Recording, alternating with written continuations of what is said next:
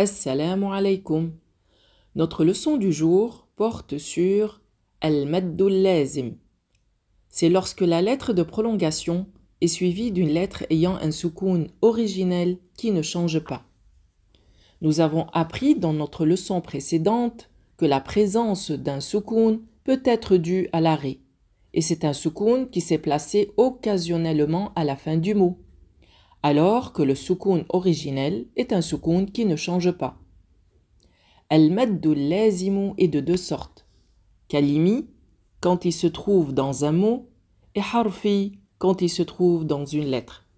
Et al-kalimi est de deux sortes. Kalimi mukhaffaf et kalimi muthaqqal. L'exemple du mukhaffaf figure dans un seul mot dans le Coran.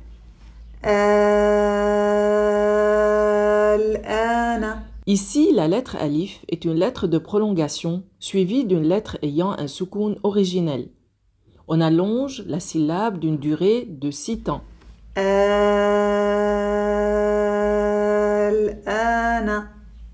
Les exemples dans le Coran de al-maddul lazimul muthaqqal sont nombreux.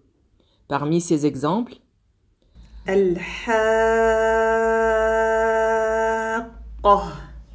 ici, la lettre alif est une lettre de prolongation suivie d'une lettre ayant un soukoun dans un même mot.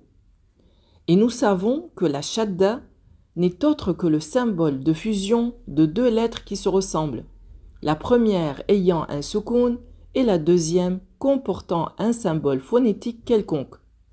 On allonge ici la syllabe d'une durée de 6 temps, en faisant attention, bien sûr, à la prononciation de la lettre comportant la shadda.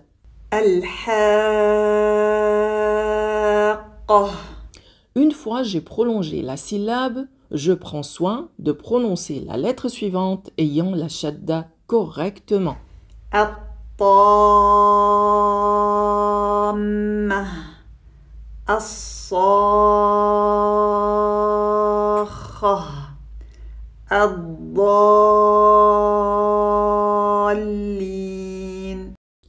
Le symbole de al-maddul lazimul kalimiyul muthaqqal dans la calligraphie du Coran est l'écriture du symbole de prolongation suivi d'une shadda.